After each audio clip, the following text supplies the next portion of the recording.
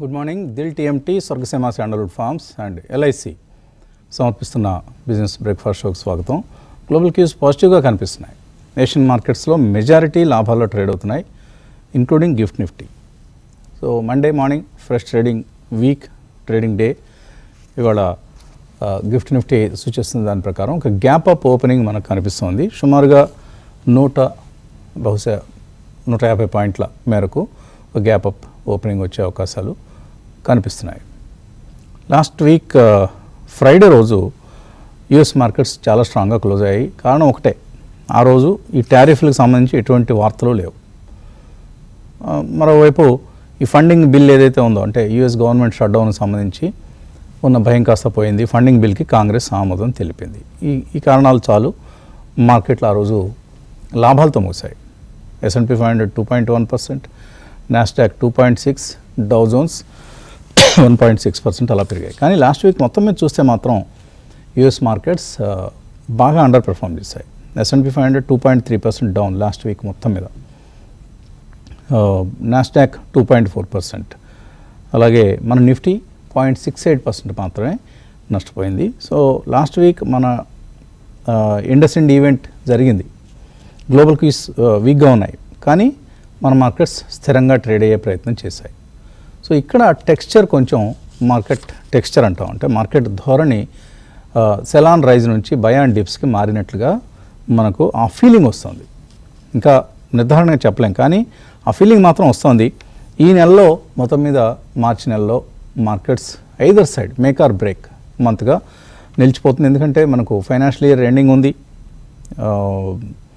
అలాగే చాలా రకాలైనటువంటి అడ్జస్ట్మెంట్స్ చోటు చేసుకుంటాయి, ట్యాక్స్ హార్వెస్టింగ్ లాంటివన్నీ చోటు చేసుకుంటాయి. అలాగే ఎఫ్పిఐస్ కొంత ఇండియా ఎలకేషన్స్ సంబంధించి అడ్జస్ట్మెంట్స్ చేస్తున్నారు ఆల్రెడీ. ఇప్పటికే సెల్లింగ్ తగ్గింది.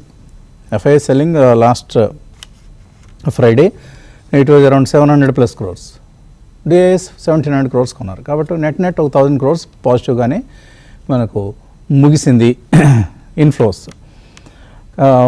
సో ఇప్పుడు అంటున్నట్లుగా ఇండస్ఇండ్ ట్రేడ్, అంటే ఇండస్ఇండ్లో సెల్ చేసిన ఇన్వెస్టర్లు కోటక్ బ్యాంకునో లేకపోతే ఐసిఐసిఐ బ్యాంకునో కొనుక్కోవడం జరిగింది.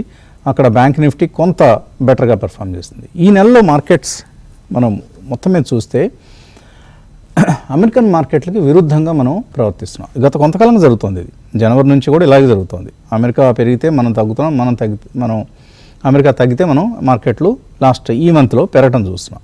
ఉదాహరణకి జనవరిలో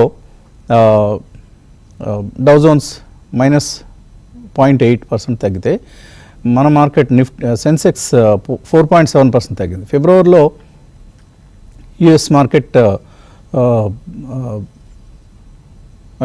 డౌ జోన్స్ 1.6% తగ్గితే మనం 5.6% తగ్గాం.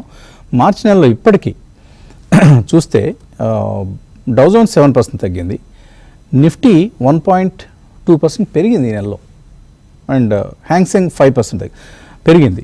అంటే యూఎస్ వర్సెస్ చైనా ట్రేడ్ అనేది ఇప్పుడు నడుస్తుంది. యూఎస్లో అమ్మేసి చైనాలో కొంటున్నారా?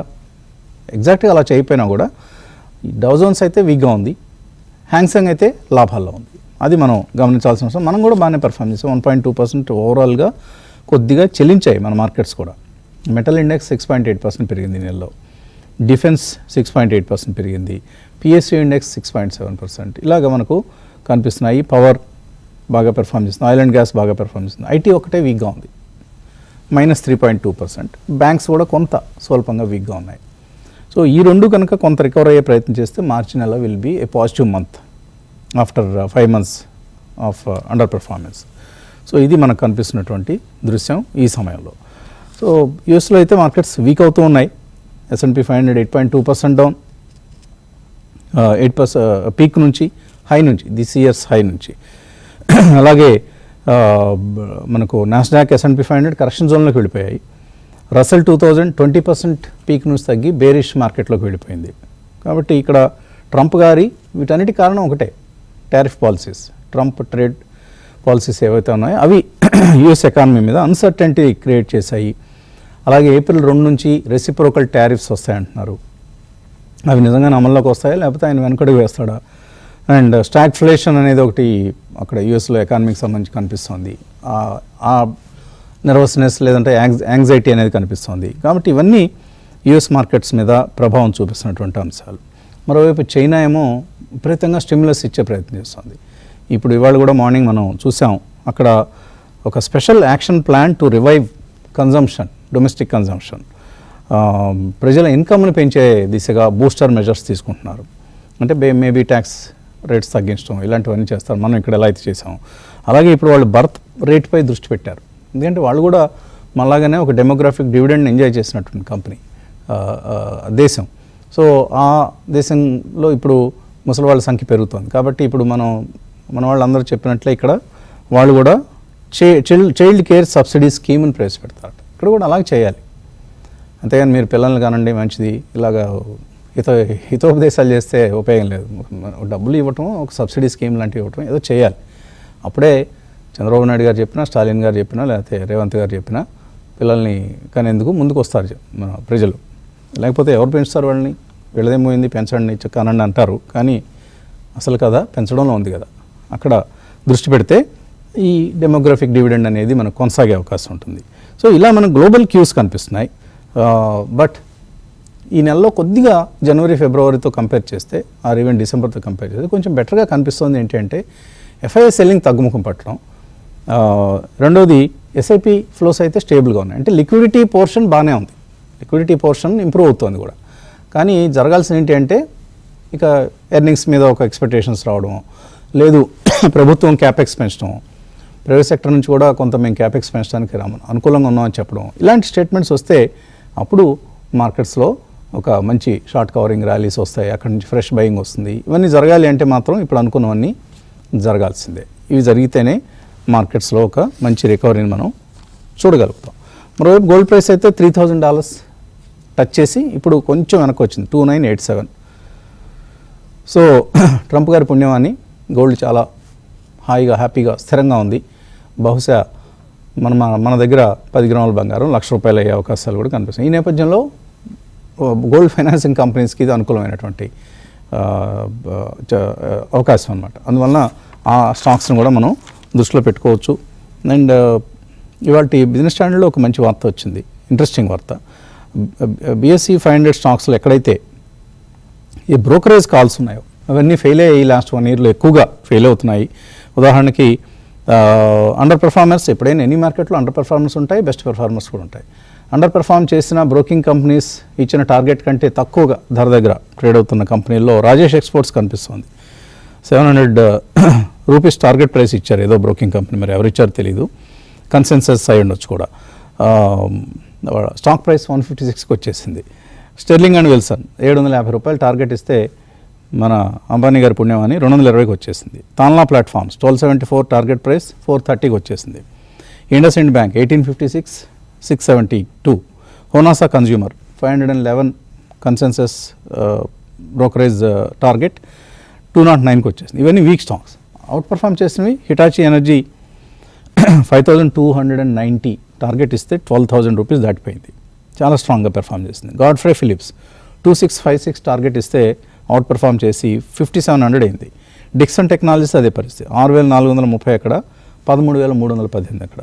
అలాగే Aegis logistics, Cochin ship yard, ఇవి అవుట్ పర్ఫామ్ చేసినటువంటి స్టాక్. కొచ్చిన్ షిప్ యార్డ్ ఎంత మనకు తగ్గినప్పటికీ కూడా హై నుంచి బ్రోకింగ్ కంపెనీస్ ఇచ్చిన టార్గెట్ కంటే బాగానే పెరిగింది లాస్ట్ 1 ఇయర్లో. ఇలా మనం పెర్ఫార్మన్స్ని, నాన్ పెర్ఫార్మన్స్ని విడదీసి చూడొచ్చు. ఓకే, అనలిస్ట్తో మాట్లాడదాం. ఓకే, క్రాంతి గారు కూడా జాయిన్ అయిపోయారు, రానని చెప్పారు. సరే, కుటుంబరావు గారు ఏంటి, ఎలా చూస్తున్నారు ఈ వీక్ ట్రేడింగ్? కొంత ధోరణిలో ఏమైనా మార్పు వచ్చినట్లుగా అనిపిస్తుందా? అంటే ఒక్కటండి, కాస్త మార్కెట్ కన్సల్టేషన్ మోడ్ లోకి వెళ్తుందని అయితే క్లియర్లీ కనిపిస్తుంది అనమాట. ఎందుకంటే లాస్ట్ వీక్ మనం మీట్లో ఉన్నారా? లేదండి, క్లియర్ గానే ఉంది. యా, వినిపిస్తుందండి. ఇక్కడ స్పీకర్ పనిచేయట్లేదు. హలో, ఓకే అండి, ఇప్పుడు పనిచేస్తుంది. ఇక్కడ పీసీఆర్లో ఏదో లోపం ఉంది. చెప్పండి, గో హెడ్ కుటుంబరావు గారు. అదే ఓవరాల్ గా మార్కెట్ అయితే స్లైట్ కన్సల్టేషన్ మోడ్ లోకి వెళ్తుంది అని చెప్పేసి అయితే క్లియర్లీ తెలుస్తుంది. ఎందుకంటే లాస్ట్ వీక్ మనం చూసాం అనమాట ఏ విధంగా పెర్ఫార్మ్ చేసింది market compare to US markets కానీ మిగతా గ్లోబల్ మార్కెట్స్ బట్టి కూడా చూస్తూ ఉంటే.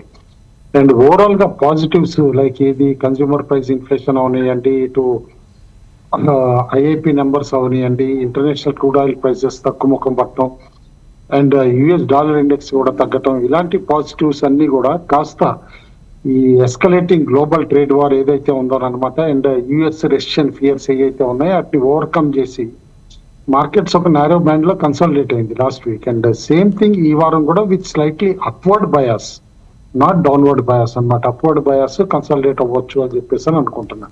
ఎందుకంటే లాస్ట్ వీక్ చూసాం నిఫ్టీ సెన్సెక్స్ పెద్దగా పడకపోయినా ఓన్లీ అరౌండ్ 0.7% పడినా కూడా బ్రాడర్ మార్కెట్ కాస్త ఎక్కువగా కట్ అయింది. ఈవెన్ స్మాల్ క్యాప్ ఇండెక్స్ దాదాపు 4% పట్టడం, అండ్ మిడ్ క్యాప్ ఇండెక్స్ కూడా 2% పైన పట్టడం కూడా మనం చూసాం. అయితే క్లియర్ కట్ గా అనమాట ఈ coming week is going to be slightly crucial అంటాను. టోటల్లీ క్రూషియల్ వీక్ అని అనలేం కానీ బట్ డెఫినెట్లీ క్రూషియల్ వీక్ అంటాం. ఎందుకంటే గ్లోబల్ క్యూస్ తిరిగి వీకెండ్ లో ఏమైనా హౌతీ రైవల్స్ పైన అమెరికన్ అటాక్స్ కానీ దాంతో రెడ్ సీ సిచ్యువేషన్ ఎట్లా డెవలప్ అవుతుంది అనేది ఇమీడియట్ గా చెప్పలేం. ప్లస్ యుఎస్ ఎఫ్ఓఎంసీ మీటింగ్ కూడా ఉంది. సరే దాని నుంచి మేజర్ అవుట్కమ్ ఉంటుందా అంటే మాత్రం డౌట్ఫుల్, ఎందుకంటే పాలసీ ఆల్టర్ చేయకపోవచ్చు అని అనుకుంటున్నాం. బట్ కమెంటరీ ఈస్ కీ అనమాట. కమెంటరీ ఇన్ఫ్లేషన్ పైన, ఎకానమీ పైన ఎట్లా ఉంటుంది అనేది. ఎందుకంటే యుఎస్ లో ఇప్పుడు ఈ టారిఫ్ వార్ స్టార్ట్ అయిన తర్వాత ఇన్ఫ్లేషన్ పెరుగుతుందని ఒక పక్కన, లేదు ఇనిషియల్లీ పెరిగిన తర్వాత తగ్గుతుందని ఇంకో పక్కన కూడా అనమాట ఆర్గ్యుమెంట్స్ నడుస్తున్నాయి. అయితే ఎకానమీ కూడా స్లైట్లీ వీకెన్ అవ్వచ్చు యాజ్ ఆఫ్ నో, రోబస్ట్ గా ఉన్నా కూడా అని అంటున్నారు. కాబట్టి ఈ ఇష్యూస్ పైన యుఎస్ ఫెడ్ కమెంటరీ ఏముంటుంది అనేది మాత్రం కేర్ఫుల్ గా చూడాల్సి వస్తుంది. ఒక్కటి గుర్తుంచుకోవాలి, స్టాక్ ప్రైజెస్ ఎప్పుడైనా సరే ఎక్స్క్లూజివ్ గా ఏదో ఒక ప్రెసిడెన్షియల్ పాలసీ, ఇన్ఫ్లేషన్, వడ్డీ రేట్లు, commodity rates, value of dollar కానీ, ఇట్లా వార్స్ కానీ, న్యాచురల్ డిజాస్టర్స్ కానీ, ఇట్లా వీటితోటే స్టాక్ ప్రైజెస్ పడతాయి అని కాదనమాట. కొంత కంట్రోల్ ఉంటుంది వీటికి. బట్ డెఫినెట్లీ మార్కెట్ లో మోస్ట్ ఇంపార్టెంట్ అనమాట సెంటిమెంట్ ఎట్లా డెవలప్ అవుతుంది. అది ఒక హర్డ్ మెంటాలిటీ గానా లేకపోతే ఒక బ్రాడర్ ఇన్వెస్టర్ గ్రూప్స్ లోనమాట ఏ విధంగా sentiment one particular issue carry అవుతుంది అనేది కీలకం అవుతుంది. దాంతో markets short term movements, mid term movements కూడా డిక్టేట్ అవుతాయి. అయితే డెఫినెట్లీ ఈ పొలిటికల్ ఫిల్టర్స్ ఏదైతే ట్రంప్ గారు వచ్చిన తర్వాత మొదలైనయో వాటికి కాస్త కాన్సిక్వెన్సెస్ ఉంటాయి, మనం కాదనలేం. But definitely don't take it extremely serious for long term అని చెప్పేసి అయితే అంటాను. ఎందుకంటే షార్ట్ టర్మ్ కి definitely they are concerns, long term కి అయితే కాదు అని చెప్పేసి అని అంటాను.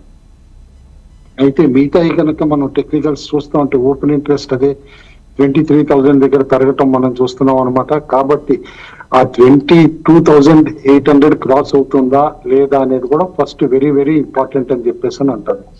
ఎందుకంటే 22,500 పైన నిలబడి 22,800 క్రాస్ అయితే మాత్రం డెఫినెట్లీ కాస్త confidence for at least short term speculators కి వస్తుంది అని చెప్పేసి అయితే అనుకోవాలి.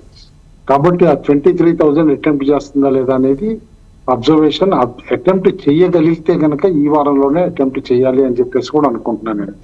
అదర్వైజ్ మళ్ళా 1 వీక్ దాటిన తర్వాత మళ్ళా సినారియో ఎట్లా మారుతుంది అనేది మాత్రం గ్లోబల్ క్యూస్ చెప్పలేము. ఎందుకంటే ట్రంప్ గారి మ్యావరిక్ మూవ్స్ ఎట్లా ఉంటాయో ఇమీడియట్ గా గేట్ చేయలేం. కాబట్టి ఎఫ్ఐఐ సేల్స్ కంటిన్యూ అవుతానే ఉన్నాయి, కానీ ఓకే తగ్గుముఖం పట్టినాయి అనమాట. బట్ ఈ తగ్గుముఖం పట్టినా కూడా ఇంకా ఆగటం అయితే ఆగలేదు. కాబట్టి కేర్ఫుల్ గా అబ్జర్వ్ చేయమంటాను. పుట్ కాల్ రేషియో మాత్రం అగైన్ 1 క్రాస్ అయింది, which is positive for bulls అంటాను.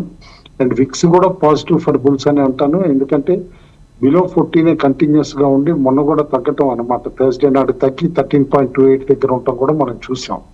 స్పెక్యులేటివ్ లాంగ్స్ ఎక్కడ పెరిగినాయి అంటే మాత్రం CAMS, solar industries, ATGL, Yes bank. After long time Yes bank లో ఎందుకు మరి స్పెక్యులేటివ్ లాంగ్స్ పెరిగినాయి అనేది తెలియదు, కానీ బట్ డెఫినెట్లీ పెరిగినాయి. అది అబ్జర్వ్ చేయమని చెప్పేసి అయితే చూస్తాం.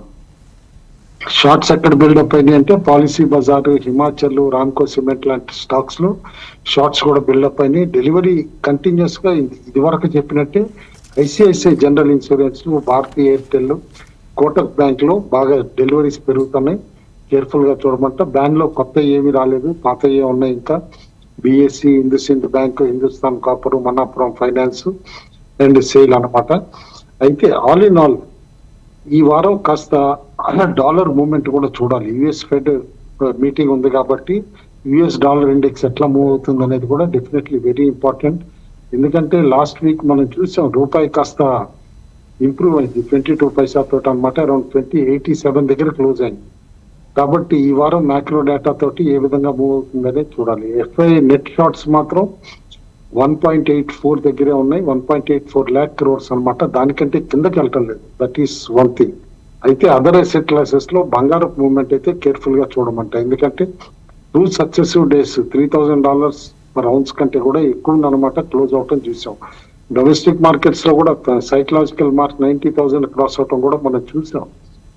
అండ్ బంగారం ఇంత అట్రాక్టివ్ ఎసెట్ క్లాస్ గా అయినప్పుడు అనమాట డెఫినెట్లీ ఈక్విటీస్ కి అనుకున్నంత స్పీడ్ గా డబ్బులు రావని కూడా అర్థం చేసుకోవాలి. కాబట్టి treat as of now gold also as an asset class. Indirect impact gold ఎక్కడ ఉంటుందంటే జ్యువెలరీ స్టాక్స్ పైన సేల్స్ తగ్గుతున్నాయని వాళ్ళ మార్కెట్ రిపోర్ట్స్ కూడా రావటం చూసాం మనం. చాలా మార్కెట్ రిపోర్ట్స్ అవి కూడా ఇండివిజువల్ స్టాక్స్ అనమాట. సింధ్ బ్యాంక్ ఎనీవే న్యూస్ లో ఉంటుంది లాస్ట్ వీక్ ఫాల్ తర్వాత. బట్ మేబీ నేను అనుకోవటం మాత్రం ఎనీ ర్యాలీలో స్టాక్ అనమాట సెల్లింగే ఎన్కౌంటర్ అవుతుంది, కానీ రీన్యూడ్ బయింగ్ ఇంట్రెస్ట్ అనేది అంత తొందరగా రాదు అని అయితే అనుకుంటున్నా. అదర్ స్టాక్స్ లో మేబీ స్పాట్ లైట్ లో ఉండేవి brigade, KEC international, Maharashtra seamless spot light లో ఉంటాయి అని చెప్పేసి అనుకుంటున్నా. ఆల్ ఇన్ ఆల్ మార్కెట్ లో స్టే ఇన్వెస్టెడ్. వన్స్ 22,500 దాటిన తర్వాత అనమాట స్టాప్ లాస్ అరౌండ్ 22,500 దగ్గర పెట్టుకునే షార్ట్ టర్మ్ పొజిషన్స్ కూడా స్పెక్యులేటర్స్ అటెంప్ట్ చేయొచ్చు అని చెప్పేసి అంట. ఓకే, ఎకనామిక్ టైమ్స్లో ఇవాళ ఒక వార్త వేశారు. ఏంటంటే గోల్డ్ మంచి రిటర్న్స్ ఇచ్చింది లాస్ట్ ఇయర్, ఈ ఇయర్ కూడా కొనసాగుతుంది. కానీ ఇలా పెరిగినప్పుడు పీక్ నుంచి బాగా కరెక్ట్ అయిన సందర్భాలు చాలా ఉన్నాయి గతంలో. ఉదాహరణకి 80s ఒకసారి 56% పీక్ నుంచి పడిపోయింది. సరే, ఆ రోజులు వేరనుకుందాం. ఈవెన్ 96 to 99 మధ్యలో కూడా 30% ఫాల్ అనేది కనిపించింది. ఆ తర్వాత మళ్ళీ 6 years తర్వాతే గోల్డ్ ప్రైస్ పెరిగింది.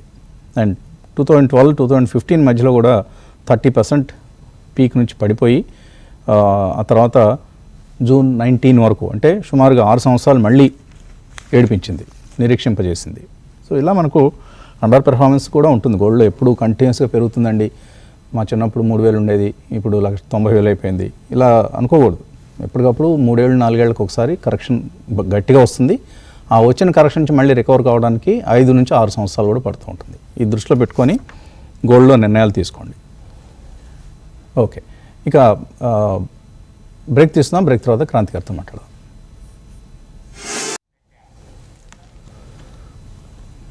గిఫ్ట్ నిఫ్టీ 133 పాయింట్ల లాభాన్ని సూచిస్తోంది ఓపెనింగ్లో ఈరోజు.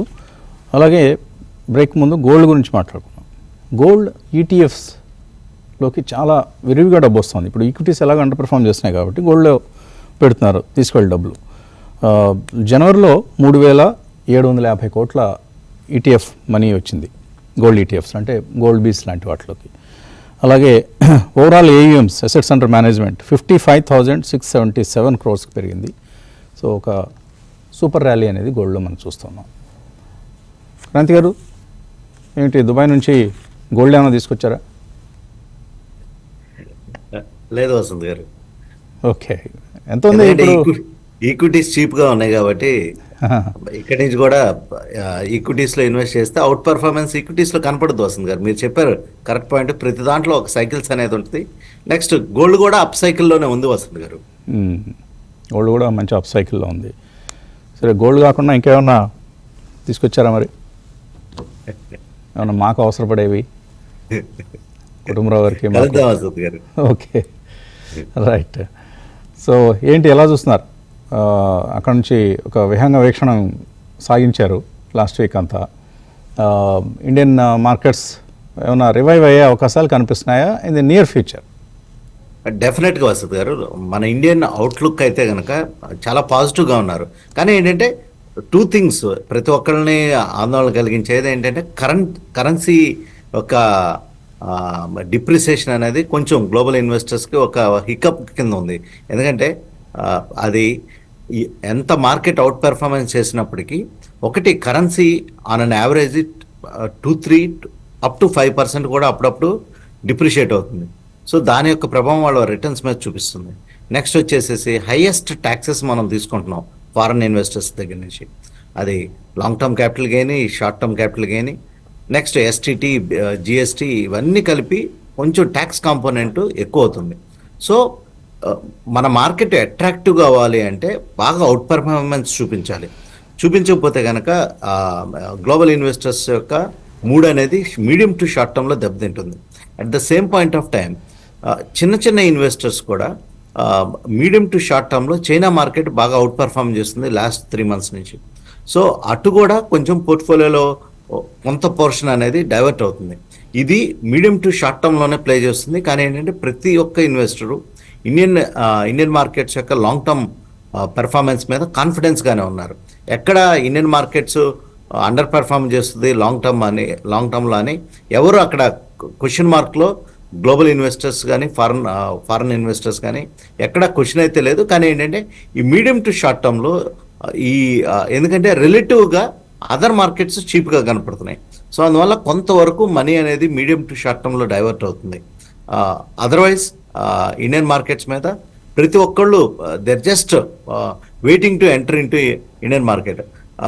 ఒక రకంగా చెప్పాలంటే నాకు పర్సనల్గా ఇంటరాక్షన్లో లాస్ట్ 2-3 years పెద్ద యాక్టివ్ లేని మా ఇన్వెస్టర్స్, యుఎస్ మార్కెట్లో ఇన్వెస్ట్ చేసే investors now they committed to invest in India at this point of time, ఈ కరెక్షన్ తర్వాత. ఓకే, కాలర్స్ మెయిలర్స్ వెయిట్ చేస్తున్నారు. కాలర్ని తీస్తున్నాం. హలో నమస్తే అండి, అడగండి. సార్ వసంత్ గారు, రామ్ అండి. Morning sir. మార్నింగ్ అండి, అడగండి. 1 lakh పోర్ట్ఫోలియో ఉంది సార్, -15% లో ఉన్నాను ప్రజెంట్. 1 lakh మొత్తం కలిపి? 1 crore అండి. 1 crore. ఇంకో 50 lakhs ఇన్వెస్ట్ చేద్దాం అనుకుంటున్నాను. 3 stocks పిక్ చేశానండి. 3 stocks పిక్ చేశారు. ఓకే. ఇంకో 50 lakhs. First one BEL sir. BEL, okay. Yeah. Second one వచ్చేసి శక్తి పంప్స్ సార్. శక్తి పంప్స్. యా. థర్డ్ వన్ వచ్చేసి ట్రాన్స్ఫార్మర్ అంటారు సార్. మూడిట్లో ట్రైల్ అండి. అదేనండి, ట్రాన్స్ఫార్మర్స్ అండ్ రెక్టిఫైర్స్. యా, ఇది రైట్ టైమా కాదా కుటుంబరావు గారికి? ఇది రైట్ టైమేనా కాదా? ఓకే, సరే. డిఫెన్స్ స్టాక్స్ ఇప్పుడిప్పుడే కోలుకుంటున్నాయి BELతో సహా. అలాగే శక్తి పంప్స్ సరే మంచి పర్ఫార్మెన్సే కనపరిచింది, వాల్యుయేషన్స్ ఎక్స్పెన్సివ్గా. ట్రాన్స్ఫార్మర్ రెక్టిఫైర్స్ బాగా కరెక్ట్ అయింది, అట్రాక్టివ్గానే కనిపిస్తుంది. కుటుంబంలో ఏంటి పరిస్థితి? 3 కొనుక్కోవచ్చా లేదా ఇక్కడ? BEL అయితే first without any doubt by చేయొచ్చు అని చెప్పేసి అంటానండి. ఎందుకంటే వాళ్ళకి వస్తున్న ఆర్డర్ బుక్ కానీ ఓవరాల్ గా పెండింగ్ ఆర్డర్ బుక్ ఇవన్నీ కూడా చూస్తే company is doing extremely well. And ఇప్పటికీ వాల్యుయేషన్స్ అనమాట రీసెంట్ హై నుంచి కరెక్ట్ అయిన తర్వాత అట్రాక్టివ్ గా ఉన్నాయి, డిఫరెంట్ డౌట్ ఏం లేదని చెప్పేసి అంటాను. ట్రాన్స్ఫార్మర్ రెక్టిఫైర్స్ అయితే it's not a cheap stock even at current levels అనమాట. రీసెంట్ అవుట్ పెర్ఫార్మెన్స్ తర్వాత కొత్తగా ఆర్డర్ బుక్ బాగా జంప్ అయింది కాబట్టి ఎటెస్ట్ వచ్చి ఆయన కొందాము క్వాంటిటీ అనుకున్నా కూడా మేబీ ఒక 1000 కొందాం అంటే కరెంట్ 375 లెవెల్స్ లో అనమాట. ఒక 200-300 కొని మళ్ళీ ఇంకా తగ్గే పాసిబిలిటీ. ఎందుకంటే లాంగ్ టర్మ్ చార్ట్ దాన్ని చూస్తే కనుక స్టాక్ ఒకసారి డెఫినెట్లీ 295-300 లెవెల్ టచ్ చేసినా కూడా సర్ప్రైజ్ కాకూడదు. అంటే ఇక్కడి నుంచి కూడా అనదర్ 20% కరెక్ట్ అయినా కూడా సర్ప్రైజ్ కాకూడదు. Be prepared for that and start buying అంటాను. లాంగ్ టర్మ్ లో it can give good returns. కానీ షార్ట్ టర్మ్ లో don't expect out performance from ట్రిల్ అని చెప్పేసి అని అంట. సేమ్ థింగ్ అనమాట శక్తి పంప్స్ కూడా అప్లై అవుతుంది. శక్తి పంప్స్ మనం చూసాం మల్టీ బ్యాగర్ రిటర్న్స్ ఇచ్చింది. 200 దగ్గర నుంచి ఇయర్ 52-week లో దగ్గర నుంచి హై చూస్తే కనుక 6 times 7 times అనమాట లోయెస్ట్ పాయింట్ దగ్గర నుంచి పెరగటం చూసాం. Still it is at a premium PE లెవెల్లో ఉంది. వర్కింగ్ అయితే ఎక్స్ట్రీమ్లీ గుడ్ ఉంది కంపెనీది. అండ్ ఇండస్ట్రీ కూడా బాగుంది. బోత్ డ్రిల్ అవనేయండి, శక్తి పంప్స్ అవనేయండి, ఆర్డర్ బుక్స్ రెండింటి కూడా బాగున్నాయి. But Shakti pumps I would buy only closer to 750-800 levels లోనే కొంటాను. తొందరమీ లేదంటాను. ఎందుకంటే that is the long term average అనమాట. ఆ లెవెల్స్ దగ్గర కొంటేనే అడ్వైజబుల్ అని చెప్పేసి కూడా ఉంటాను. ఓకే, మరో కాలర్ లైన్లో ఉన్నారు. Hello sir, very good morning to all of panel members sir. నా పేరు పెంచలే సార్, నేను హైదరాబాద్ నుంచి కాల్ చేస్తున్నాను సార్. నేను ఈ క్వార్టర్ లో ఒక 5 lakhs ఇన్వెస్ట్మెంట్ చేద్దాం అనుకుంటున్నాను. అందు గురించి అని చెప్పేసి ఒక 3 stocks సెలెక్ట్ చేస్తున్నాను సార్. ఒకటి వచ్చేసి CDSL, another one is facility, third one వచ్చేసి డాక్టర్ రెడ్డిస్ అండ్ నాట్కోలో విచ్ వన్ ఈజ్ బెస్ట్, లేదంటే రెండిట్లో ఇన్వెస్ట్ చేసుకోవచ్చు. ఇది టోటల్ గా three years horizon sir. 3 years horizon ఉంది. CDSL, సెజలిటీ ఇండియా, సరే నాట్కో కానీ డాక్టర్ రెడ్డిస్ కానీ ఒక మంచి 5 lakhs సార్ ఈ క్వార్టర్ లో. టోటల్ 5 lakhs ఈ క్వార్టర్లో. నెక్స్ట్ క్వార్టర్ అలొకేషన్ మళ్ళీ ఉంది సార్. కరెక్ట్. గుడ్ బాగుంది. ఇందాక ఆయన రామ్ గారు కానీ ఇప్పుడు మీరు కానీ రిటైల్ నేను ఇన్వెస్టర్స్ యాక్చువల్గా మిమ్మల్ని 2016 నుంచి ఫాలో అవుతున్నాను సార్. 16 నుంచి ఫాలో అవుతారు. Very good. అంటే మన రిటైల్ ఇన్వెస్టర్స్లో ఇంకా మార్కెట్స్ పడ్డాయి కాబట్టి ఇక్కడ అట్రాక్టివ్గా కనిపిస్తున్నాయి, కొనాలనే ఒక దృక్పథం కనిపిస్తుంది. అది అభినందనీయం. రిటైల్ ఇన్వెస్టర్స్లో ఈ యాటిట్యూడ్ కంటిన్యూ అనేంతకాలం మార్కెట్స్కి పెద్దగా ప్రమాదం ఏం లేదు, మంచిదే. క్రాంతి గారు CDSL, సెజిలిటీ ఈ రెండు కొనుక్కోవచ్చు ఇక్కడ. స్లోగా యాడ్ చేసుకోవచ్చు వస్తుంది గారు. సెజిలిటీ అయితే ఈ ప్రైస్ రేంజ్లో నుంచి స్లోగా యాడ్ చేసుకోవడం స్టార్ట్ చేయొచ్చు, ఎందుకంటే స్టాక్ కరెక్ట్ అయి ఉంది. ఇక్కడ నుంచి కూడా డిప్ వస్తే స్టాక్ని యాడ్ చేసుకోవచ్చు. CDSL వస్తుంది గారు ఇన్ కేసు క్లోజ్గా వాచ్ చేయమని చెప్తాను, ఎందుకంటే కొంచెం లాస్ట్ 1.5 month నుంచి డిమాట్ అకౌంట్ నెంబర్స్ కొంచెం తగ్గినాయి. Next CDSL out performer last 3-4 years కనుక మనం చూస్తే కనుక. కానీ ఏంటంటే నెక్స్ట్ 1.5 monthలో NSDL మళ్ళీ లిస్ట్ అవుతుంది. అంటే ఇప్పుడు దాకా మనం ఉన్న ఈ లిస్టెడ్ ఎంటిటీస్లో డిమాట్లో మోనోపలి ట్యాగ్ అనేది CDSLకి వెళ్ళిపోయి ఇప్పుడు డ్యూపలి కింద వస్తుంది. సో NSDL ఏ రకంగా కాంపిటీషన్ ఇస్తుంది. నెక్స్ట్ ఏంటంటే ప్రతి కంపెనీ బిజినెస్లో లిస్ట్ అయిన తర్వాత కొంచెం అగ్రెసివ్నెస్ చూపిస్తుంటాయి. సో NSDL సిస్టమ్స్ కూడా బాగా డెవలప్ చేస్తుంది లాస్ట్ 6 months కనుక చూస్తే, ఎందుకంటే లిస్టింగ్కి ముందు ఇన్వెస్టర్స్ని మరియు మొత్తం ఈ మార్కెట్ ఇన్ఫ్రాస్ట్రక్చర్ కంపెనీస్ అంటారు, వీటిని MIIs అంటారు అన్నమాట. సో అది డెవలప్ చేస్తుంది. అందువల్ల CDSLని జాగ్రత్తగా చూడమంటాను. ఇన్ కేస్ CDSL కనుక ఇక్కడ నుంచి ఇంకో 200 రూపీస్ 800 లెవెల్ కనుక వస్తే కనుక స్లోగా యాడ్ చేయమని చెప్తాను. నెక్స్ట్ కాంపిటేటర్ NSDL వస్తుంది కాబట్టి జాగ్రత్త చూడమంటాను. అదే సేమ్ థింగ్ మనం చూసాం టాటా మోటార్స్. ఒకసారి హుండై మోటార్స్ లిస్టింగ్ అయిన కాడి నుంచి టాటా మోటార్స్లో అండర్ పర్ఫార్మెన్స్ చూపించింది, గుడ్ కంపెనీ అయినప్పటికీ. సో అందువల్ల CDSLని జాగ్రత్తగా అబ్జర్వ్ చేయమని చెప్తాను, స్లోగా యాడ్ చేయమని చెప్తాను. ఓకే, కుటుంబరావు గారు ఏ పారామీటర్ తీసుకున్నా కూడా డాక్టర్ రెడ్డిస్ నాట్కోనే అట్రాక్టివ్ కనిపిస్తుంది. వాల్యుయేషన్స్ చూసినా డౌట్ అండి, ఎందుకంటే కరెంట్ లెవెల్స్ లో అయితే డెఫినెట్లీ నాట్కో కూడా ఏదైతే రివల్మెంట్ షాక్ ఏదైతే లాస్ట్ క్వార్టర్ లో వచ్చిందో దాని తర్వాత తేరుకొని అండి ఇప్పుడు కపుల్ ఆఫ్ మేజర్ డ్రగ్స్ కూడా ఒబెసిటీ డ్రగ్ ఒకటిను ఇటు డయాబెటిక్ డ్రగ్ ఇవి కూడా అనమాట ఇప్పుడు దీనికి వచ్చేస్తున్నాయి, జనరిక్ వెర్షన్స్ అనమాట వచ్చేస్తున్నాయి. కాబట్టి డెఫినెట్లీ బోత్ రెడ్డి నాట్కో ఎప్పుడు ఆల్వేస్ ఫోర్ ఫ్రంట్ లో ఉన్నాయి. కాబట్టి వీటిలో నెక్స్ట్ 1 to 2 years లో మాత్రం సేఫ్ గా ఉండే స్టాక్స్ లో I think doctor Reddy and Natco కూడా పేరు అనమాట అని చెప్పేసి అంటాను. బై అంటే వితౌట్ ఎనీ డౌట్ రెండింటిలో ఒకటే కొనాలంటే ఏది? ఒకటే అంటే I would prefer Natco it current valuations అండి. అదే నా అభిప్రాయం కూడా అదే. మంచి వాల్యుయేషన్స్ అట్రాక్టివ్గా 7.5 PE దగ్గర దొరుకుతుంది as of now Natco pharma. ఎప్పుడో ఒకప్పుడు మార్కెట్లో ఈ కంపెనీ పట్ల అవుట్లుక్ మారిన రోజున ఆ రోజున నాట్కో షేర్ పరుగులు తీస్తుంది. అది ఎప్పుడు వస్తుంది ఏమిటి మనకు తెలియదు, అసలు వస్తుందా రాదా, ఇవన్నీ సస్పెన్సే, రావాలని కోరుకుందాం. ఓకే, ఈ ఫైనాన్షియల్ ఇయర్ లో మళ్ళా 1000 రూపాయలు పైన అమ్ముడుపోతుందండి, that is for sure. Okay, let's wait, చూద్దాం. వస్తే చాలామంది దగ్గర ఉన్నాయి, మన వాళ్ళ తెలుగు ఇన్వెస్టర్ల దగ్గర ఎక్కువగా నాట్కో ఫార్మా షేర్. మరో కాలర్ లైన్లో ఉన్నారు. సార్ నమస్తే సార్. నమస్తే, అడగండి సార్. ఇది నేను వచ్చేసి 42 రూపీస్కి సాధన నైట్రో కెమికల్స్ ఉంది సార్, తీసుకున్నాను సార్. ప్రస్తుతానికి వాల్యుయేషన్ పూర్తిగా 50% తగ్గింది కదా, ఇప్పుడు దాన్ని ఏమైనా రీప్లేస్ చేసి 50% డౌన్ ఏదైనా స్టాకులు తీసుకొచ్చి ఏదైనా అట్లా? ఇది బాగా తగ్గింది కాబట్టి ఇంకొక ఏదైనా 50% తగ్గిన స్టాకే మరొకటి కొందాం అనుకుంటున్నారు. అవునవును సార్, దీన్ని రీప్లేస్ చేద్దాం అనుకుంటున్నాను సార్.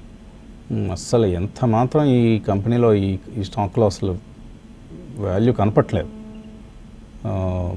కుటుంబ సాధారణ నైట్రోకెమ్ నుంచి ఏదైనా వేరే సరే కెమికల్ సెక్టర్లోనే ఏదైనా కంపెనీ మారొచ్చా? ఇది చాలా సార్లు మనం చెప్పామండి, stock operated driven stock, speculative counter చూసుకోండి, 1 రూపీ పెయిడ్ అప్ స్టాక్ అని. ఒక విధంగా చెప్పాలంటే అరౌండ్ 6 years బ్యాక్ అనమాట డార్క్ హార్స్ బెట్ కింద 10 రూపీస్ పెయిడ్ అప్ 20 రూపీస్ లో రికమెండ్ చేసిన స్టాక్ ఇది. మనం అక్కడి నుంచి అనమాట మల్టీ బ్యాగర్ రిటర్న్స్ ఇచ్చింది. కానీ తర్వాత పెర్ఫార్మెన్స్ అయ్యి కేర్ఫుల్ గా చూస్తా ఉంటే టోటల్లీ ఆపరేటర్ కౌంటర్ అని చెప్పేసి అని లాస్ట్ 1 to 2 years నుంచి అమ్మేసేయండి అని చెప్పడం కూడా జరిగింది. ఇప్పుడు స్టాక్ ఆల్రెడీ 70s నుంచి 52 వీక్ లో 22 దాకా కూడా వచ్చింది. అండ్ పెర్ఫార్మెన్స్ కూడా వీక్ గా ఉంది.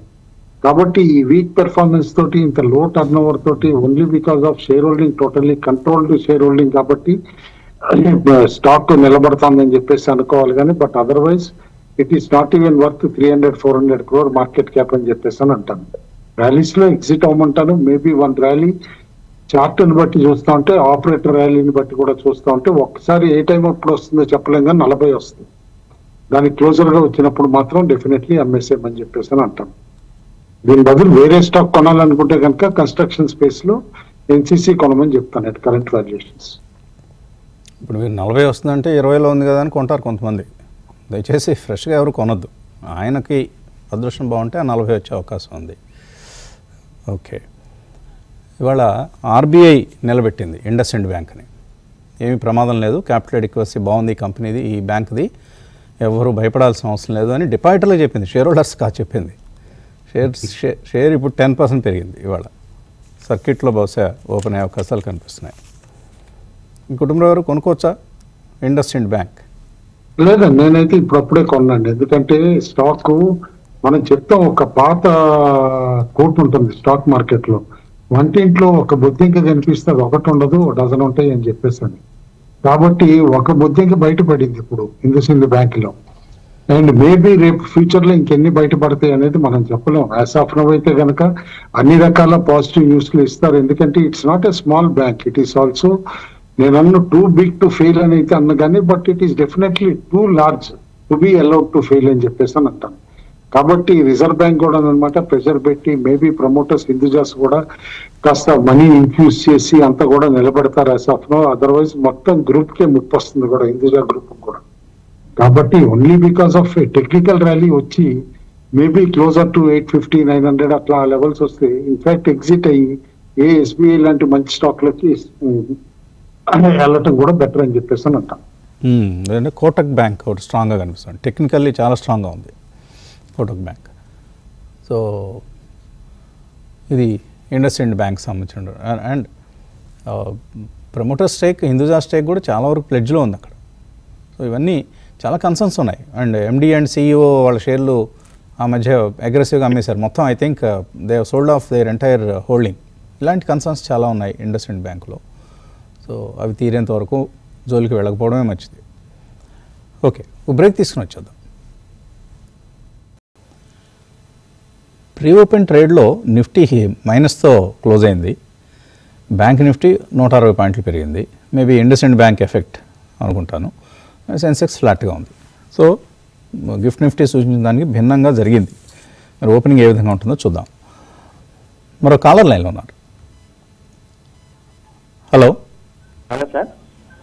నమస్తే అండి, అడగండి. సార్ నేను కిషోర్ని కాగజ్నగర్ నుంచి మాట్లాడుతున్నాను సార్. ఓకే సార్, నేను 5 years నుంచి సందేశ్ అనే షేర్ ఎస్ఐపి లాగా ఉంటున్నాను సార్. ఎందుకంటే దాంట్లో మీడియా బిజినెస్ కాకుండా వాళ్ళకి రియల్ ఎస్టేట్ ఉంది, తర్వాత వాళ్ళ దగ్గర ఏంటంటే సార్ వాళ్ళకి ఇన్వెస్ట్మెంట్స్ కూడా బాగా ఉన్నాయి కదా అని దాన్ని ఎస్ఐపి చేస్తున్నాను సార్. కోర్ బిజినెస్ నుంచి కూడా వాళ్ళకి ఎవ్రీ ఇయర్ 50-60 crores ప్రాఫిట్ వస్తుంది కదా, లీడర్షిప్ ఉంది కదా అని మీడియాది సందేశ్ న్యూస్ది దాంట్లో ఎస్ఐపి చేశాను సార్. అయితే మొన్న ఈ ఫస్ట్ క్వార్టర్లో ఒక క్వార్టర్లో లాస్ చూపించారు సార్. దాంట్లో నేను ఒక క్వైరీ పెడితే వాళ్ళు సిఎఫ్ఓ మాట్లాడారు సార్ నాతోటి. వాళ్ళు మ్యూచువల్ ఫండ్ లో ఇన్వెస్ట్మెంట్ చేసాము, 50% చేసాము, ఇన్ని రోజులు డెట్ లో చేసాము, ఈక్విటీలోను తర్వాత ప్యూర్ మ్యూచువల్ ఫండ్స్ లో చేసాము సార్, అందువల్ల కొద్దిగా మార్కెట్ తగ్గింది కాబట్టి లాస్ వచ్చింది అన్నారు సార్. వీళ్ళకి రియల్ ఎస్టేట్ ఉందని పెట్టాను sir. 3,000 to 4,000 crores worth real estate ఉంది కదా అని పెట్టాను సార్. ఎప్పటికైనా వారు దాన్ని ఈ ఐపీఓ కానీ లేకపోతే ఏదైనా బుక్స్ లో చూపిస్తారు కదా అని చెప్పి పెట్టాను సార్. అది కరెక్ట్ అయినా సార్? నేను ఎంతవరకు కరెక్ట్ చేశాను? 5 years నుంచి ఎస్ఐపి చేస్తున్నాను సార్ దాంట్లో.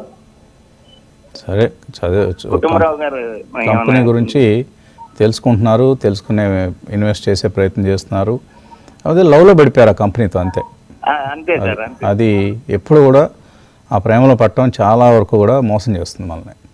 మామూలుగా కూడా బయట కూడా ప్రేమ మోసం చేస్తుంది కదా, అవునా?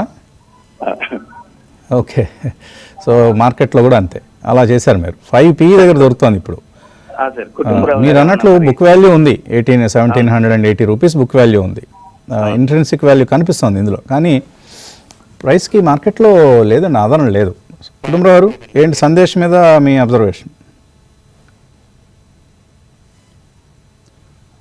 సందేశ్ వీళ్ళు గుజరాతీ మీడియా కంపెనీ, ఒక గుజరాతీ మీడియా కంపెనీ అండి, తెలుసండి. ఇట్స్ ఏ గుడ్ కంపెనీ అండి, అందులో డౌట్ లేదనమాట. బట్ డెఫినెట్లీ లిక్విడిటీ కూడా బాగా తక్కువ ఉన్నది. ఆయన ఇంత లిక్విడిటీ తక్కువ ఉన్న కంపెనీలో కూడా అంత ఎక్కువగా అంత ప్రొలాంగ్డ్ నెంబర్ ఆఫ్ ఇయర్స్ కూడా ఎందుకు పెట్టారనేది అయితే మాత్రం I will leave it to his wisdom అనమాట. ఎందుకంటే స్టాక్ అయితే ఇయర్కి ఒకసారి అనమాట లోకి హైకి చూస్తే కనుక 100% డిఫరెన్స్ ఉంటుంది. బట్ అది ఈ ఒకే చార్టే కాదు, ఆయన ఇంత హోంవర్క్ చేశారు కాబట్టి లాస్ట్ 3-4 ఇయర్స్ చార్ట్స్ కూడా చూస్తే అదే విధంగా కనిపిస్తుంది అనమాట ఆయనకి. అండ్ లిక్విడిటీ తక్కువ, ఆన్ అండ్ ఆఫ్ ఎప్పుడో 1-2 సార్లే వేలల్లో ట్రేడ్ అవుతుంది. బట్ అదర్వైజ్ చాలా సార్లు అయితే కనుక బిఎస్సిలో లెస్ దాన్ 1000, లెస్ దాన్ 2-3,000 అనమాట ఈ స్టాక్ ట్రేడ్ అయ్యేది. Fundamentally it's a good company only because of value, అంతేగాని పెర్ఫార్మెన్స్ కాదు. ఇప్పుడు చూస్తున్నాం మనం ఎస్పెషల్లీ ప్రింట్ మీడియాలో వీటన్నిటిలో వాళ్ళకి గనక ఆన్లైన్ మీడియా స్ట్రెంగ్త్ లేకపోతే గనక సస్టైన్ కూడా అవ్వట్లేదు. హిందుస్థాన్ టైమ్స్ కానీ వేరే కూడా చూసాం, మేజర్ ఇంగ్లీష్ పేపర్స్ లో కూడా అనమాట, ఈవెన్ ఎకనామిక్ టైమ్స్, ఇప్పుడు బిజినెస్ పేపర్స్ అన్ని కూడా ఆన్లైన్ వెర్షన్స్ వల్లనే సస్టైన్ అవుతున్నాయి, కానీ అలా ప్రింట్ మీడియా వెర్షన్స్ తోటి అనమాట ప్రాఫిట్ చేసుకోలేకపోతున్నాయి. ఎందుకంటే నెంబర్ ఆఫ్ రీడర్స్ కూడా అట్లా తగ్గుతున్నారు, సర్క్యులేషన్ కూడా ఆ విధంగా తగ్గుతుంది. Sandesh is one of the affected parties in that. Definitely value ఉంది, వాళ్ళకి రియల్ ఎస్టేట్ ఉంది, రిజర్వ్స్ ఉన్నాయి, and couple of promoter family నుంచి అనమాట ఇటు పాలిటిక్స్ లో కూడా ఇన్వాల్వ్ ఉన్నారు. ఇన్ని ఉన్నా కూడా stock I won't feel that it will be multi bagger from even current levels, unless కొత్త జనరేషన్ ఏమన్నా డ్రామాటిక్ గా కంపెనీని ట్రాన్స్ఫార్మ్ చేసి వేరే దాంట్లో ఇన్వెస్ట్మెంట్స్ అట్లా చేసి ఏమన్నా పైకి తీసుకెళ్తే తప్పితే చేంజ్ ఇన్ మేనేజ్మెంట్ అవుట్లుక్ లేనంతసేపు ఈ స్టాక్ అయితే పెరగకపోవచ్చు అని చెప్పి అంటాం. రీజనల్ ప్రింట్ బిజినెస్ బాగా ష్రింక్ అయిపోతుందండి, క్షీణిస్తుంది. అది ఒక అబ్వియస్ ట్రెండ్, పెద్దగా దానికి మన అందరికీ కళ్ళెదురుగా కనిపిస్తుంది. ఇప్పుడు చూడండి, మనం ఇప్పుడు ఒకప్పుడు పేపర్ కోసం పొద్దున్నే ఆతృతగా ఎదురు చూసేవాడు, ఇవాళ ఎంతమంది పేపర్ కొంటున్నారు, కొన్నా చదువుతున్నారు. సో తప్పనిసరిగా ఇందులోంచి మీరు బయటికి రావాల్సిందే. ఆ ఎస్ఐపి ఏదైతే ఉందో దాన్ని ఆపేయండి. ఎందుకంటే వీళ్ళు అన్నీ కూడా ఇప్పుడు మీరు చెప్పిన రియల్ ఎస్టేటే ఉంది, ఎప్పటికీ వాళ్ళు దాన్ని మానిటైజ్ చేయాలి, ఎప్పటికీ అది కంపెనీ షేర్ ప్రైస్లో రిఫ్లెక్ట్ కావాలి. ఇవన్నీ జరగాలని చాలా టైం పడుతుంది. కేవలం ఆశావాదం ఒక్కటే సరిపోదు, మేనేజ్మెంట్ యాక్షన్స్ కూడా అవసరం ఇందులో. మరో కాలర్ లైన్లో ఉన్నారు. నమస్తే అండి, అడగండి. ఒక 5 lakhs ఇన్వెస్ట్మెంట్ ఉందండి ఎస్ బ్యాంక్ లో, 25 రూపీస్ షేర్ లో. ఎస్ బ్యాంక్ లో? ఎస్ బ్యాంక్ లో సార్. ఓకే, ఇప్పుడు బాగా తగ్గింది కదా, ఈ రేట్లో ఏమైనా యావరేజ్ చేసుకుంటే ప్రైస్ మళ్ళీ ఏమన్నా యావరేజ్ చేసుకోవచ్చు. ఇంకో 5 lakhs ఇన్వెస్ట్ చేయాలని ఆలోచన. ఇంకో 5 lakhs ఇన్వెస్ట్ చేస్తారు. అంత పెద్ద మొత్తాలు పెట్టేటప్పుడు చాలా కేర్ఫుల్గా ఉండాలండి. ఎస్ బ్యాంక్ లాంటి చిన్న బ్యాంకులు, వీక్ బ్యాంక్స్లో.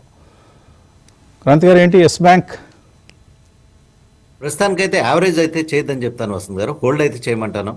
ఏదైతే ఈ stake sale, SBI stake sale proposal ఉందో అది ఆర్బీఐ దగ్గర పెండింగ్ ఉంది. They don't want to give out rate foreign investments ఏదైనా తీసుకొద్దాం, ఫారెన్ బ్యాంక్ ఏదైనా తీసుకొద్దాం అంటే ఆర్బీఐ దగ్గర పెండింగ్లో ఉంది వసంత్ గారు. అది ఈ న్యూస్ లాస్ట్ 1 year నుంచి నడుస్తుంది, కానీ ఏంటంటే కాంక్రీట్ డెసిషన్ ఏం రావట్లేదు. సో అందువల్ల ప్రస్తుతానికైతే మీడియం టు షార్ట్ టర్మ్లో ఇంకా మంచి బ్యాంక్స్ ఉన్నాయి, ఇంకా మంచి థీమ్స్ ఉన్నాయి. ఈ టైంలో ఎస్ బ్యాంక్లోకి వెళ్ళి కూర్చుంటే టైం వేస్ట్ చేసినట్టు అవుతుంది. కాబట్టి ప్రస్తుతానికైతే ఎస్ బ్యాంక్ని ఉంటే కనుక హోల్డ్ చేయమని చెప్తాను, లేకపోతే కనుక అదర్ ఇన్వెస్ట్మెంట్ కోసం చూడమని చెప్తాను. అదర్ సెక్టర్స్ కానీ డిఫెన్స్ సెక్టర్స్ అవుట్ పర్ఫామ్ చేస్తున్నాయి, మిగిలిన వేరే స్టాక్స్ యొక్క పర్ఫార్మెన్సెస్ బాగున్నాయి, వాల్యుయేషన్స్ కూడా బాగున్నాయి. ఈ టైంలో మళ్ళీ బ్యాంకింగ్లో ఎస్ బ్యాంక్ అయితే వద్దని చెప్తాను. ఓకే ఓకే, మరో కాలర్ లైన్లో ఉన్నారా? లేరు. మార్కెట్ ఓపెన్ అయిపోయింది. ఓకే, పాజిటివ్గానే ఓపెన్ అయింది. సెన్సెక్స్ పాజిటివ్గా 200 పాయింట్ల పైన లాభంతో కనిపిస్తుంది. నిఫ్టీ 85 పాయింట్ల లాభంతో కనిపిస్తుంది. అలాగే బ్యాంక్ నిఫ్టీ 200 పాయింట్స్ గెయిన్ అనేది బ్యాంక్ నిఫ్టీలో కనిపిస్తుంది. Advance declines 1180 versus 448. So advance declines ratio కూడా మనకు పాజిటివ్గా కనిపిస్తుంది. ఐటీ ఇండెక్స్, రియాలిటీ ఇండెక్స్ ఈ రెండు సెక్టరల్ ఇండిసెస్లో వీక్గా కనిపిస్తున్నటువంటి indices. Mid cap, small cap ఇండెక్స్లోనూ కొంత పాజిటివ్ ట్రెండే మనం గమనిస్తున్నాం. Automobile, CPSE, PSU banks, Nifty financials, bank Nifty ఇవన్నీ కూడా పాజిటివ్గానే మనకు లాభంతో ఓపెన్ అయింది. అనుకున్నంత 130-140 పాయింట్లు కాకపోయినా 80-85 పాయింట్ల లాభం అయితే ఈ సమయంలో మనకు కనిపిస్తుంది నిఫ్టీలో. ఓకే, Infosys is down 0.23%. HCL tech నష్టాలతోనే ఓపెన్ అయింది, హెచ్సిఎల్ టెక్ కూడా. అలాగే ఆర్బీఐ రీఅష్యూరెన్స్ అనేది ఇండస్ఇండ్ బ్యాంక్లో మనం ప్రీ ఓపెన్లో 10% అనుకున్నాం, ఇప్పుడు 3.5% లాభంతో కనిపిస్తుంది, 696. Okay, Polycab, Goldman socks downgrade చేసినట్టు ఈ స్టాక్ని. సో దీంతో 0.94% ఈ స్టాక్ క్షీణించడం అనేది మనం చూస్తూ ఉన్నాం. అలాగే ఇతర మిడ్ క్యాప్ స్టాక్స్లో జీఆర్ ఇన్ఫ్రా ఈ స్టాక్ పెరిగింది 4%. Valor estates, Gujarat state petro, Castrol, హడ్కో, Vijaya diagnostics, NMDC, Bajaj Finserv, Varun beverages, data patterns, Natco pharma, Tata motors, అలాగే SBFC finance, Olectra green tech, SAIL, CG consumer లాంటి కౌంటర్స్లో పాజిటివ్గా ఓపెన్ అయ్యాయి. News and soft, tube investments, Aegis logistics, Sundaram, Jubilant food, TBO tech, Honasa consumer, go digit ఇలాంటి కౌంటర్స్లో కొంత మనకు సెల్లింగ్ కనిపిస్తుంది. కుటుంబరావు గారు, ఇవాళ రామకృష్ణ గారు వాళ్ళు లేరు, ఏమైనా ట్రేడింగ్ కాల్ ఇస్తారా? ట్రేడింగ్ కాల్ అయితే మాత్రం 22,500 పైన నిఫ్టీ కనుక ఒక 1 అవర్ అట్లా నిలబడితే కనుక 23,000 కాల్ ఆప్షన్ బై చేయమని చెప్పేసి అని అంటాను. మంత్లీ ఎక్స్పైరీ అనమాట. It can give decent returns అనమాట. బట్ కెవేట్ ఏంటంటే 22,500 పైన అట్లీస్ట్ 1 అవర్ పైన మార్కెట్ నిలబడాలి. నిలబడితేనే ఆ కాన్ఫిడెన్స్ వస్తుంది. అప్పుడేనమాట స్టాక్ కూడా ఇది నిఫ్టీ కూడా మూవ్ అయ్యే సూచనలు అయితే కనిపిస్తాను. ఇండివిజువల్ స్టాక్స్ వైజ్ చూస్తే కనుక surprisingly morning good volume in HDFC bank కనిపించింది. 1709 అట్లా ఇప్పుడు ట్రేడ్ అవుతోంది.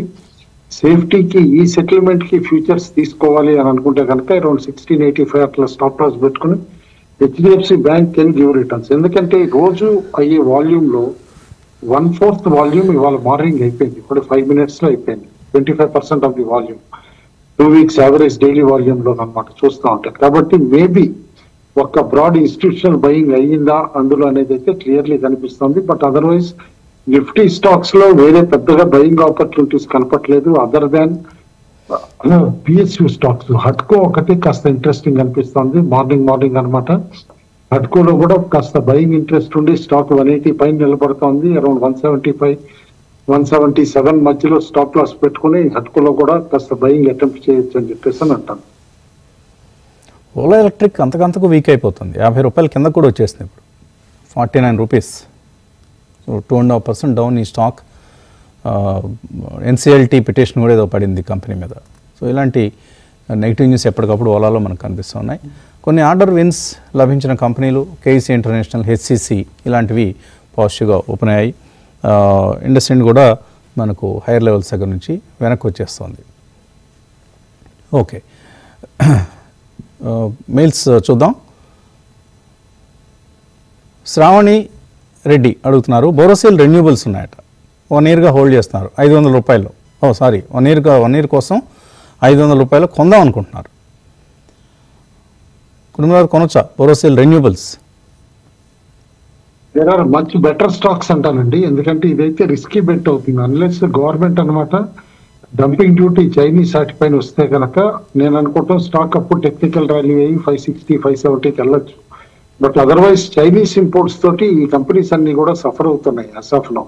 It would be risky bet. ఇప్పుడు 516 దగ్గర తీసుకున్న స్ట్రిక్ట్ స్టాప్ లాస్ 480 దగ్గర పెట్టుకోవాలి. ఓకే, విజయ్ కుమార్ మెయిల్ పంపించారు, నాపై కినుక వహించారు, కారణం తెలీదు. ఇలా మీపైన కినుక వహించడానికి మీరు ఎవరు నాకు ఎలా తెలుసండి? రోజు ఒకటే మెయిల్స్ చదువుతుంటే మిగతా మెయిల్స్ చదవలేం కదా, అందువల్ల మీ మెయిల్ చదవలేకపోవచ్చు అంతే. అంతేగాని కినుక, ప్రేమ ఇవన్నీ మనం అందరం ఒకటే కదా, we are all one family. Venkatrao అడుగుతున్నారు, ఒలెక్ట్రా గ్రీన్ టెక్లో ఏమైనా ఇష్యూ ఉందా? ఏముంది ఇష్యూ? నిన్న చిన్న నెగిటివ్ న్యూస్ వచ్చింది. మహారాష్ట్ర స్టేట్ రోడ్ కార్పొరేషన్ వాళ్ళు మీరు బస్సులు కనుక మే 22 లోపల డెలివరీ చేయకపోతే ఆర్డర్ క్యాన్సిల్ చేస్తామని బెదిరించారు. వీళ్ళు ఎగ్జిక్యూషన్లో ప్రాబ్లమ్స్ ఉన్నాయండి, అందులో ఎటువంటి సందేహం కూడా లేదు. ఆర్డర్ బుక్ చాలా స్ట్రాంగ్గా ఉంది, అది ఎగ్జిక్యూషన్లో విఫలం అవుతున్నారు, చేయలేకపోతున్నారు. పెద్ద ఆర్డర్ని సప్లై చేయలేకపోతే న్యాచురల్గానే మార్కెట్లో దానికి రిపర్కషన్స్ కనిపిస్తున్నాయి. స్టాక్ ప్రైస్ బాగా వీక్గా ఉంది. కుటుంబాలు హోల్డ్ చేయొచ్చా ఒలెక్ట్రా గ్రీన్ టెక్? హోల్డ్ చేయొచ్చండి, బట్ టెక్నికల్ ర్యాలీ వచ్చినప్పుడు క్లోజర్ టు 1200 అట్లా వచ్చినప్పుడు కూడా కాస్త ఎగ్జిట్ అవటం బెటర్ అంటాను. ఎందుకంటే బెస్ట్ ఆఫ్ ది టైమ్స్ ఇండస్ట్రీకి అయిపోయినాయి. మోర్ ఓవర్ ఇప్పుడు ఏమవుతుందంటే ఎలక్ట్రిక్ బస్సెస్ లో కూడా కాంపిటీషన్ బాగా పెరిగింది. విత్ అశోక్ లేలాండ్ ఉత్తరప్రదేశ్ యూనిట్ కూడా కమిషన్ అయ్యి ఇటు మిగతా వాళ్ళు కూడా ప్రొడక్షన్ ర్యాంప్అప్ చేసుకుని, అండ్ ఇందాక మీరు చెప్పినట్టు రిపీటెడ్ గా ఇదివరకు నేను 5-6 టైమ్స్ మన షోలో చెప్పడం జరిగింది. వీళ్ళకి ఎగ్జిక్యూషన్ ప్రాబ్లమ్స్ ఉన్నాయి. కొత్త యూనిట్ అనమాట కమిషన్ అయిన తర్వాత కూడా అనమాట సీతారాంపూర్ ప్లాంట్ లో అనమాట అనుకున్న ప్రొడక్షన్ అవ్వట్లేదు. ఎగ్జిక్యూషన్ ఇంప్రూవ్ చేసుకుంటే తప్పితే డెఫినెట్లీ నేను అనుకోవటం స్టాక్ లో రికవరీ రావటం అనేది కొంచెం డిఫికల్టీ అవుతుంది. అండ్ మోర్ ఓవర్ ఇప్పుడు బిజినెస్ మోడల్ మారుతోంది. ఇందులో all state road transport undertakings బస్సులు కొంటలేదు, లీజ్ అండ్ ఆపరేట్ మోడల్లోనే వెళ్తున్నాయి. లైక్ ఆంధ్రప్రదేశ్ కానీ ఈవెన్ తెలంగాణ కానీ వీటన్నిటిలో కూడా. అంటే ఒలెక్ట్రా సప్లై చేస్తే వాళ్ళే ఆపరేట్ చేయాలి, ఆపరేషన్ అండ్ మెయింటెనెన్స్ చేసి ఫిక్స్డ్ టారిఫ్ ఏదైతే స్టేట్ గవర్నమెంట్ ఇస్తుందో అది తీసుకోవాలన్నమాట. ఆ విధంగా వాటిలో మార్జిన్స్ హైలీ వొలటైల్ ఉంటాయి. ఆల్ ఓవర్ ఇండియాలో different corporations different rates dictate చేస్తాయి కాబట్టి అది కూడా అర్థం చేసుకోవాలి. తర్వాత మెయిల్ చూద్దాం. ఏజిఎస్ ట్రాన్సాక్ట్ ఇష్యూ వచ్చినప్పటి నుంచి లాస్లో ఉన్నారట. ప్రాఫిట్స్లోకి ఎప్పటికైనా వస్తుందా? లోవర్ సర్క్యూట్ కంటిన్యూస్గా పడుతున్నాయి. ఏజిఎస్ ట్రాన్సాక్ట్ అట AGs transact several days back నుంచి మనం చెప్తున్నాం అండి. ఇందులో కార్పొరేట్ గవర్నెన్స్ ఇష్యూస్ కూడా ఉన్నాయి, కాస్త జాగ్రత్త చూడండి అని చెప్పేసాను. Stock I think last time 75-80 దగ్గర కమెంట్ చేయడం జరిగింది that this will fall sharply అని చెప్పేసి కూడా అనమాట. అదే విధంగా పడుతుంది. ఇప్పుడు డిఫాల్ట్స్ కూడా పెరుగుతున్నాయి కాబట్టి నేను అనుకుంటాం మాత్రం slowly the companies on the stage of bankruptcy అని చెప్పేసి అనుకుంటున్నాను నేనైతే మాత్రం. And 10 rupees paid of share already ESM లో 12 దాకా వచ్చింది. And I think penny stock అవడానికి ఇంకెక్కువ రోజులు కూడా లేదు. ఓకే,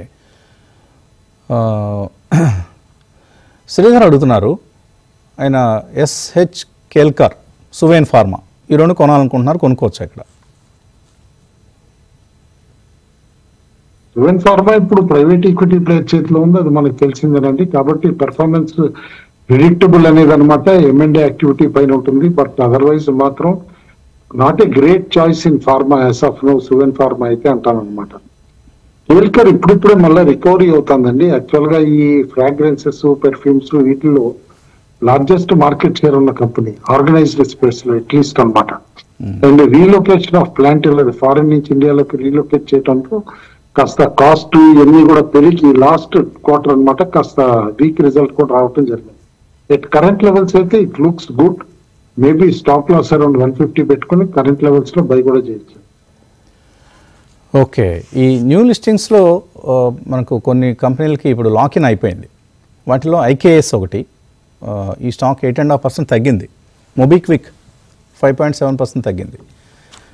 సాయి లైఫ్ సైన్సెస్ 1.85% తగ్గింది, 1.35%. కానీ సర్ప్రైజింగ్లీ విశాల్ మెగామార్ట్ రెసిలెంట్గా ఉంది.